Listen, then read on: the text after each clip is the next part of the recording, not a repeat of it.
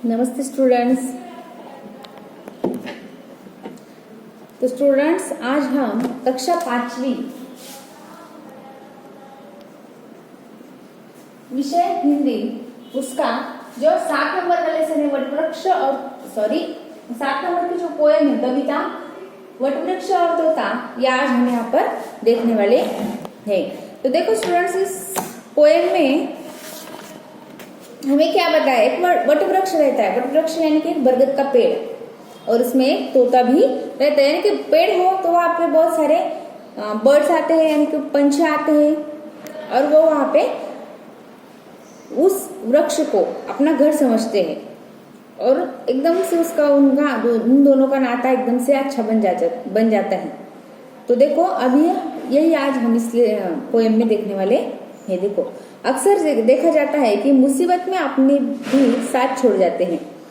देखो, अक्सर ऐसा होता है, हम हमेशा देखते हैं कि मुसीबत में भी अपने जो लोग होते हैं वो भी हमारा साथ छोड़ जाते हैं। जब अच्छा वक्त होता है तो सब लोग हमारे साथ होते हैं, लेकिन जब भी हमारा बुरा वक्त आता है तब हमारा सब साथ छोड़ जाते हैं। यानी कि मुसीबत के टाइम हमारे साथ कोई भी नहीं रहता है।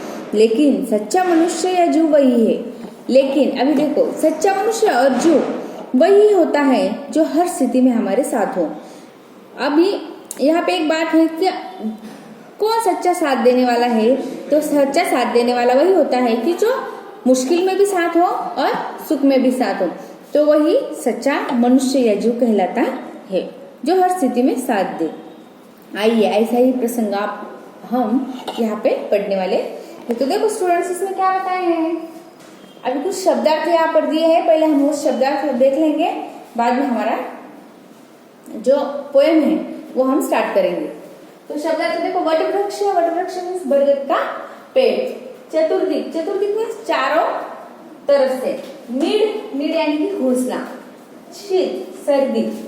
प्रभाती यानी कि सुबह गाया जाने वाला जो गीत होता है उसको बोलते हैं प्रभाती। उसके बाद में पालक जननी यानी कि पालन करने वाली माँ। झंझा आंधी। व्याध शिकारी। लक्ष्य भ्रष्ट निशाने से चुका हुआ। कोटर यानी कि पेड़ का खोखला भाग। हितैषी यानी कि भला चाहने वाला। मुंह लटकाना निराश होना। पंख खोलना उड़ना। ये सब यहाँ पे क्या है, कुछ शब्दार्थ दिए हुए, कुछ वर्ड्स का मीनिंग हमने यहाँ पे देखा। तो चलो अब हम ये जो पोएम है अभी वो देखते हैं। था वटवृक्ष विशाल, गजब की थी उस पर हरियाली। अभी एक एक लाइन का ही मीनिंग देखेंगे। था वटवृक्ष विशाल, गजब की थी उस पर हरियाली। वटवृक्ष बहुत ही विशाल था, बहुत ही बड़ा था, और उस पर हरियाली छाई हुई थी, यानी कि पूरा हरा भरा सा वो पेड़ था। पत्तों से लद रही चतुर्दिक उसकी डाली डाली। पत्तों से पूरे इतने पत्ते थे उस पे, और सब तरफ से, चारों तरफ से उसकी जो डाली डाली थी वो भर गई थी। संध्या समय दूर से पक्षी दल के दल आ जाते। संध्या समय यानी कि जब शाम का समय रहता था तब दूर दूर से पक्षी क्या होते थे, दल के दल, यानी कि उनका जो हम बोलते हैं ना, मराठी में उसको हम थवा बोलते हैं। तो दल यानी कि बहुत सारे पक्षी इकट्ठा होना, उसको दल बोलेंगे। तो वो दल के दल पक्षी कहाँ पर आते थे, बरगद के पेड़ पर। ये पेड़ है, आपकी बुक में भी है, आप देख सकते हैं ये पेड़। और इसमें बहुत सारे पक्षी क्या होते थे, शाम के टाइम पे, संध्या के टाइम पर आ जाते थे। आप करते थे विश्राम, रात भर सुबह हुए उड़ जाते थे। रात भर क्या करते थे, उस पेड़ पर वो विश्राम करते थे, और सुबह होने के बाद क्या हो जाता था, वो उड़ जाते थे। बहुतों ने तो उसके ऊपर अपनी नीड़ बनाए। बहुत से ऐसे पक्षी थे कि उन्होंने उस पेड़ पर क्या किए थे, अपने घोंसले। नीड़ बनाना यानी कि घोंसला बनाना। नीड़ बनाना यानी घोंसला बनाना। बहुत ऐसे पक्षी थे, उन्होंने क्या किया था, उस पर अपने घोंसले भी बनाए हुए थे। अंडे दिए निकले चूजे चह चह कर गाने गाए।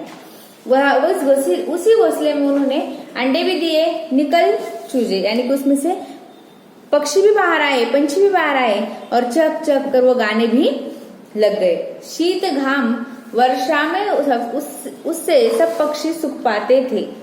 शीत यानी कि सर्दी, घाम यानी कि धूप के दिन, और वर्षा यानी कि बारिश। में सब पक्षी उसमें सुख पाते थे। यानी कि तीनों ऋतुओं में, जब सर्दी रहती थी, गर्मी रहती थी और बारिश का मौसम, ये तीनों मौसम में क्या होता था, सब पक्षी वहां पर एकदम सुख से रह पाते थे। ये बरगद का पेड़ बहुत ही विशाल था और हरियाली से भरा हुआ था। दिन भर कहीं उड़े डोले संध्या को घर आ जाते। देखो पंछी जो है वो क्या करते थे, दिन भर इधर उधर डोलते रहते थे, लेकिन संध्या जब होती थी, शाम जब होती थी, तो वो इस पेड़ पर ही आ जाते थे क्योंकि वो उसी पेड़ को अपना घर समझते थे। मस्त मयूर नाचते नीचे, ऊपर कोयल गीत सुनाती। इस पेड़ के नीचे है तो वो मयूर यानी कि मोर जो है, पीकॉक, वो क्या करते थे, नीचे नाचते थे, और ऊपर क्या थी, उस पेड़ के ऊपर जो कोयल बैठी हुई थी वो भी गीत गाती थी, गीत सुनाती थी। कोटर में तोता रहता था, गाया करता वो गीत प्रभाती। कोटर, अभी देखो एक पेड़ रहता है, समझो ये पेड़ है और उसमें ऐसा बीच में ही थोड़ा सा क्या होता है, पार्ट रहता है जो पेड़ का अंदर जा गया होता है, यानी कि कोटर, पेड़ का खोखला भाग। ये ऐसा इसमें भी दिखाया है, देखो ये वाला, जहां पर क्या होता था, तोता रहता था। देखो कोटर में तोता रहता था, गाया करता गीत प्रभाती, और गाया जाता था गीत, जो सुबह गाने वाला गीत रहता है, गीत प्रभाती यानी कि सुबह गाया जाने वाला गीत है, वो कौन गाता था, तोता गाता था। और वो किस में रहता था, कोटर में, यानी कि जो खोखला भाग है पेड़ का, उसमें। यह वटवृक्ष हमारा पालक जन्नी से भी बहुत बड़ा है। पालक जन्नी, यहाँ पे एक जो वर्ड है वो हमने देखा था, पालक जन्नी यानी कि पालन करने वाली माँ। तो ये जो वटवृक्ष है वो हमारी माँ है, जो हमें पालती है, हमें रहने के लिए उसने घर दिया है।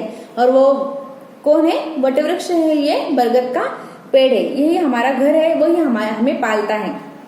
देखो यह वटवृक्ष जो है वो हमारा क्या है, पालक जन्नी, हमारे पालन करने वाली एक माँ है, वो उससे भी बहुत बड़ा है, पालन करने वाली माँ से भी बहुत बड़ा है, जो हमें रहने के लिए एक ठिकाना दिया हुआ है उसने। हम संतान हमारी खातिर झंझाओं से खूब लड़ा है। हम संतान है, ये जो बरगद का पेड़ है, तो हम सब पंछी जो है इसकी क्या है, संतान है, इसके पुत्र हैं।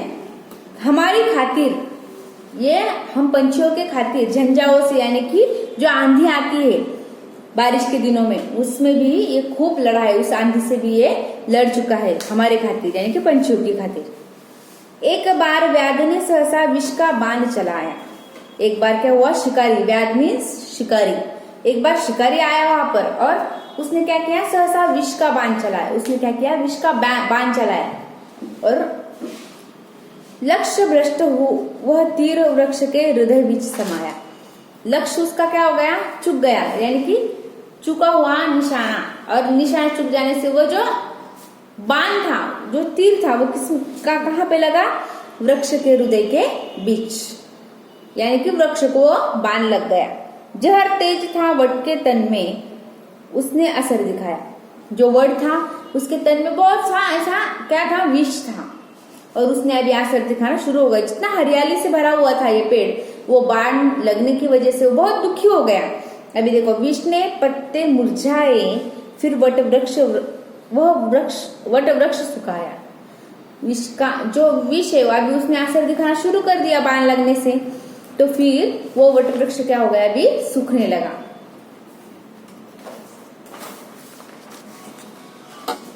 ठूठ हो गया हरा वृक्ष, ठूठ हो गया यानी कि उसको एक भी पत्ता नहीं रहा, हरियाली जो थी वो सब उसकी निकल गई। देखो, ठूठ हो गया हरा वृक्ष, तब विहग वहां नहीं ठहरे। विहग यानी कि पक्षी, विहग यानी कि पक्षी। तो हरा वृक्ष जब था तब सब उस पे थे, लेकिन जब उसकी हरियाली चली गई तो सारे पक्षी क्या हो गए, वहां से उड़ गए, एक भी वहां पर नहीं रहा। उजड़े हुए पेड़ के तन में इससे घाव हुए कुछ गहरे। उजड़े हुए, जो उजड़ा हो गया अभी, उस पर कुछ भी नहीं रहा, एक भी पत्ता वहां पे नहीं रहा, पेड़ के तन में इससे घाव हुए कुछ गहरे। जब पेड़ को लगने लगा भी, ये जो बरगद का बड़ा पेड़ था, कि जब मैं हरियाली से भरा था तब मेरे पास सब आने लगे थे, सब मेरे ऊपर रहने लगे थे, लेकिन अब भी मैं सूख गया हूँ, तो सभी ने मेरा क्या कर दिया, साथ छोड़ दिया। जब अच्छाई थी तब सब आए, सुख था तब सब आए, लेकिन जब अभी मेरे बुरे दिन यानी कि मेरे ऊपर संकट आ गया तो सब पक्षी जो थे उन्होंने क्या कर दिया, मेरा साथ छोड़ दिया। सबका प्यारा सदा सहारा सबने नाता जोड़ा।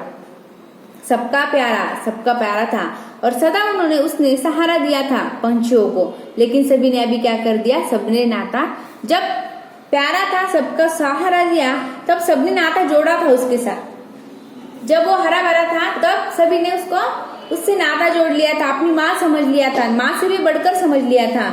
लेकिन इस उजड़े वटवृक्ष से सहसा हर पक्षी ने नाता तोड़ा। अभी ये क्या हो गया था, ये वटवृक्ष एकदम से उजड़ा हो गया था, उसकी हरियाली सब नष्ट हो चुकी थी, तभी सारे पंछियों ने उससे नाता तोड़ दिया था। इसी ठूठ के कोटर में था उस तोते का ढंग निराला। इसी ठूठ यानी कि भले ही उसकी हरियाली चली गई, लेकिन पेड़ के बीच में जो खोखला भाग था वो इसी के वजह से था, और तोते का था ढंग निराला। तभी भी तोता वहीं पे था, तोते ने उसका साथ नहीं छोड़ा। बुरे दिनों की इस बेला में तोते ने मुंह नहीं निकाला। अभी बुरे दिन चल रहे थे, बरगद के पेड़ के, वटवृक्ष के बुरे दिन चल रहे थे, तभी भी जो तोता था उसने साथ नहीं छोड़ा, बल्कि वो वही कोटरे में रह रहा था। कोयल कहते कहते रोई समझाते हरि गौरैया। कोयल कहते कहते रो गई, और किसको समझाती थी वो, समझाकर हार गई थी। गौरैया यानी कि चिड़िया, गौरैया यानी चिड़िया को ये जो कोयल थी वो समझाते समझाते अभी रोने लगी। चलो ठूठ को छोड़, यहाँ अब क्या रखा है मेरे भैया। अभी इस ठूठ को, जो सूखा हुआ पेड़ है उसको छोड़ दो, अभी यहाँ पे कुछ नहीं रखा है, यहाँ पे कुछ भी नहीं है। कोयल ने भी समझाया, गौरैया यानी चिड़िया ने भी समझाया, और बोला क्या कि चलो ठूठ को छोड़े आप, ये जो सूखा हुआ पेड़ है उसका भी छोड़ दो, अभी यहाँ इसमें कुछ भी नहीं रखा है। मुख से कोई शब्द न निकला तोते ने आंसू छलकाए। उसके मुंह से तो कुछ भी शब्द नहीं निकला तोते के, लेकिन उसके आंखों से क्या हो गया, आंसू जो थे वो छलकाए, यानी कि वो तोता अभी रोने लगा। विहग हितैषी प्रेम न समझे। विहग यानी कि पक्षी, विहग हितैषी प्रेम न समझे, भला चाहने वाले का प्रेम नहीं समझा इस पंछियों ने।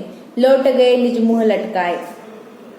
सबके सब इसको छोड़ के लौट गए और मुंह लटकाए, यानी कि निराश होकर। जो ठूठ का पेड़ था, यानी कि अब यह पेड़ ठूठ हो गया था, यानी कि पूरा उसकी हरियाली चली गई थी, सूख गया था, तो सब पक्षी निराश होकर वहां से मुंह लटकाए चले गए थे। बाहर पक्षी ताना देंगे तोते ने छोड़ा जाना। बाहर पक्षी क्या कर रहे थे, उसको ताना दे रहे थे कि पक्षी, ये जो तोता है वो ये छोड़ने के लिए इसको पेड़ को छोड़ने के लिए तैयार नहीं था। दुबला होता गया निरंतर बिन पानी चुग्गा दीवाना। ये जो तोता था वहां पर, तो वो क्या कर रहा था, दुबला होता गया निरंतर, क्योंकि उसको पानी और खाने के लिए जो चुग्गा यानी कि हम बोलते ना, उसके जो अन्न था उसको नहीं मिल रहा था, और ये तोता हमें क्या हो रहा था, दुबला होता जा रहा था। इसके आगे का पार्ट हम आगे की वीडियो में देखेंगे। Thank you.